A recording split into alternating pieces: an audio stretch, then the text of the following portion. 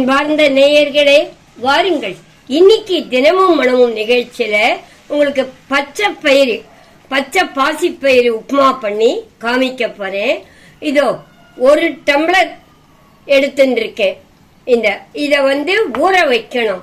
ஒரு 2 மணி நேரம் ஊறினாதான் இந்த பயரெல்லாம் கொஞ்சம் ஊறத்துக்கு நாழி ஆகும். அதனாலதான் 2 மணி நேரம் ஊறினா போதும்.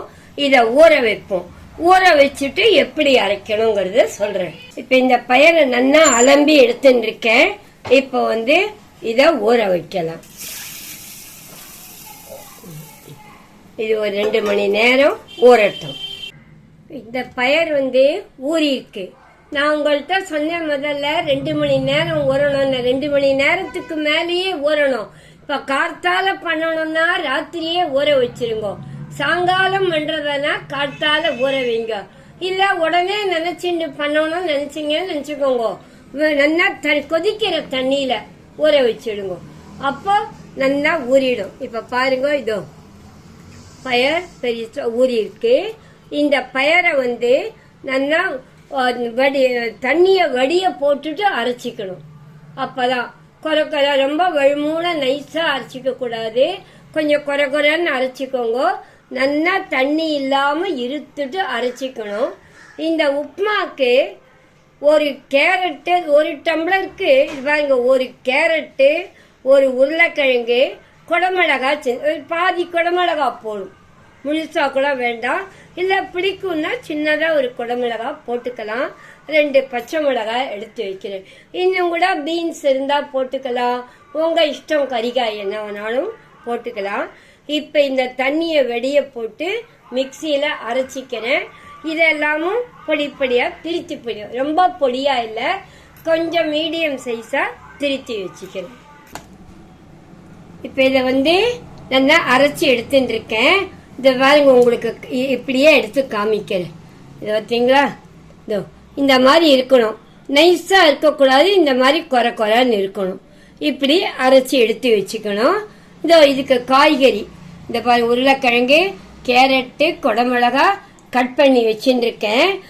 இந்த பயறு அரைச்சது இல்லையா, உங்களுக்கு கொஞ்சம் டைம் இருந்து இதுவானாக்கா ஆவியில வேக வச்சு எடுத்துருங்க இட்லி தட்டுல. அப்ப எண்ணெய் ரொம்ப செலவழியாது. இப்ப நம்ம இத நம்ம கறிகாய் இது பண்ணிட்டு அதுல அப்படியே வதக்கணுமானா கொஞ்சம் கூட 4 ஸ்பூன் எண்ணெய் தேவை. அதே நம்ம ஆவியில வச்சு எடுத்துட்டாக்கா ஆறி உதுத்துக்கலாம். உதுத்துண்டு இந்த காயை வதக்கலாம். அப்ப ரொம்ப நல்லா இருக்கும், எண்ணெயும் செலவழியாது. ஆனா நான் இப்ப உங்களுக்கு காய் வதக்கிட்டு இத போட்டு பண்ணி காமிக்க போறேன். இப்ப மாவு அரைச்சுண்டாச்சு. இப்ப காயும் ரெடி. எண்ணெய் வச்சு உப்புமா பண்ணலாம். எண்ணெய் காஞ்சிட்டு கடுகு போட்டிருக்கேன். இந்த கடுகு வெடிக்கட்டும். கடுகு வெடிச்சதும் நம்ம திருமாறத்துக்கு கடலைப்பருப்பு, உளுத்தம் பருப்பு போட்டுக்கலாம். உங்களுக்கு எப்படி சௌகரியமோ அந்த மாதிரி போட்டுக்கோங்க. ஒரு உளுத்தம் பருப்பு போட்டுருந்தாலும் போட்டுக்கலாம். இந்த கடுகு வெடிச்சு விட்டு இதோ இந்த கடலைப்பருப்பு, உளுத்தம் பருப்பு இதில் போடுறேன். இதுவும் நல்லா இதுவாகட்டும். எதுவுமே நான் என்ன பாட்டி முன்ன ஒன்று சொல்றா அப்புறம் ஒன்று சொல்றான்னாதீங்க. நான் எதுவுமே நான் என்ன நினைக்கிறேனோ அதை டைரக்டா பண்ணி காமிக்கும் போது உங்களுக்கு காமிச்சிடுவேன். நான் பண்ணி பார்த்துட்டு அப்புறம் இது பண்றது கிடையாது. இப்போ இதுல பச்சை மிளகாய் போட்டுருங்க, கறிவேப்பிலையும் போட்டுருங்க. இப்போ இதை திருச்சி வச்ச காயை அதில் சேர்த்துருங்க. அது கொஞ்சம் நாள் ஒரு 10 நிமிஷம் ஆகும். இது கொஞ்சம் இந்த கத்திரிக்காயோ கேரட்டு உருளைக்கிழங்கு நல்லா அது வதக்கலாம். ஒரு 10 நிமிஷத்துல எல்லாம் நல்லா குக் ஆயிடுது. நல்லா காயெல்லாம் வெந்துடுத்து. இதை பார்க்கச்சே தெரியுது பாருங்க எப்படி ரவுனா. இப்போ இதில் உப்பு தேவையான அளவு உப்பு போட்டிருக்கேன். பெருங்காயமும் தேவையான அளவு போட்டுக்கோங்க. போட்டுட்டு கொஞ்சம் உடனே நம்ம அரைச்சி வச்சிருக்கோம் பாருங்க, அந்த அரைச்சி வச்ச விழுத இதில் போட்டு கடறணும்.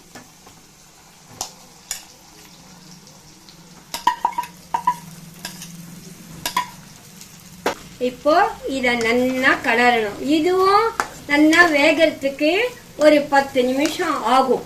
அப்பதான் நல்லா ஒன்னோட ஒண்ணு ஒட்டாத உப்புமா வரும். இப்ப காய்கறி எல்லாம் உங்க இஷ்டம், என்ன கறிகாய் வேணாலும் போட்டுக்கலாம், இன்னும் கொஞ்சம் கூடவும் போட்டுக்கலாம். காய்கறியோட சாப்பிடும்போது இந்த பயர் உடம்புக்கு ரொம்ப நல்லது. காய்கறியோட சத்து, இந்த பயரோட குளிர்ச்சி எல்லாம் ஒன்னா சேரும். நான் ஏற்கனவே முதல்ல சொன்னேன், எது ஒன்றும் நான் என்ன வேணா பண்ணணும்னு நினைச்சேன்னா டைரக்டா பண்ணி உங்களுக்கு இது பண்ணுவேன். நான் பண்ணி பார்த்துட்டு சரியா வருதா இல்லையான்னு அப்படி பார்த்துட்டு பண்ண மாட்டேன். நீ நினைச்சிட்டேன் இந்த பயர் உப்புமா பண்ணணும் அப்படின்னுட்டு இன்னைக்கு அதை அப்படியே டைரக்டா உங்களுக்கு பண்ணி காமிக்கிறேன். அதனாலதான் இந்த ஊற போடுறதுன்னு சொன்னேன். இந்த 2 மணி நேரங்கிறது போராது. இந்த 2 மணி நேரத்துக்கு மேலன்னா ஒன்னா கொதிக்கிற தண்ணியில ஊற போடணும், இல்லாட்டி முன்னாடியே ஊற போட்டுடணும். இது அப்ப நல்லா ஊறி இது வேணும். அரைக்கிற பக்குவமும் இப்ப தெரியறது பாருங்க, எப்படி குறைன்னு அரைச்சிண்டுது. அதனால கொஞ்ச நாள் இருக்கட்டும். மூடி வச்சுக்கோங்க. மூடி வச்சா சீக்கிரமா ஆகும் அப்பப்போ. இப்போ இந்த மூடிய எடுத்துட்டு இப்போ பார்க்கலாம். பாத்தீங்களா? இத பாருங்க, அடி ஒட்டாத காமிக்கிறேன் பாருங்க, எப்படி வந்திருக்கு பாருங்க. இந்த மாதிரி ஒட்டக்கூடாது. எதுவுமே வானாயில ஒட்டாத வந்துருத்தானா அது ஆயிடுத்து அப்படின்னு அர்த்தம். இப்ப உப்புமா நல்லா ஆயிடுத்து, வானாயில ஒட்டாத வந்திருக்கு. நான் மறுபடியும் சொல்றேன் உங்களுக்கு, எண்ணெய் ரொம்ப வேண்டாம் அப்படின்னு நினைச்சீங்கன்னா இந்த அரைச்ச விழுத ஆவியில வச்சு எடுத்துருங்க. இட்லி தட்டுல வச்சு கொஞ்சம் ஆறினப்பறம் உதுத்துக்கோங்க. அப்ப உங்களுக்கு ரொம்ப சுலபமா ஆயிடும். வதக்கிறது சீக்கிரம் ஆகும், எண்ணெயும் ரொம்ப செலவழியாது. இப்ப பாருங்க, நீ சுவையான பச்சை பயிறு வெஜிடபிள் உப்புமா ரெடி. இப்ப எப்படி பாக்கிறதுக்கு பாருங்க, பலன்னு நல்லா இருக்கு. இந்த பச்சை பயிர்லயும் பண்ணலாம், காராமணிலையும் பண்ணலாம். இந்த 2துலதான் பண்ணலாம். காராமணியும் அதே மாதிரி கார்த்தாலையும் ஊற வச்சு கொரகரன்னு அரைச்சிண்டு பண்ணலாம். பச்சை பயிர்லயும் பண்ணலாம். உடம்புக்கும் நல்லது, சாப்பிட்றதுக்கும் டேஸ்டா இருக்கும். என்ன நேயர்களே, இந்த உப்புமா எப்படி பண்றதுன்னு பார்த்துட்டீங்களா? நீங்களும் பண்ண ரெடியா பண்ணுங்க. பண்ணி எனக்கு ஃபீட்பேக் எது ஒன்றும் நான் பண்றது நீங்க பண்ணி பார்த்துட்டு ஃபீட்பேக் பண்ணீங்கன்னா எனக்கு ரொம்ப சந்தோஷமா இருக்கும். என்ன நேயர்களே, இந்த வீடியோ உங்களுக்கு பிடிச்சிருக்கா? பிடிச்சதானா லைக் பண்ணுங்க, கமெண்ட் பண்ணுங்க, ஷேர் பண்ணுங்க, மறக்காம சப்ஸ்கிரைப் பண்ணுங்க. மீண்டும் அடுத்த நிகழ்ச்சியில் உங்களை சந்திக்கும் வரை உங்கள் கனகா பாட்டி.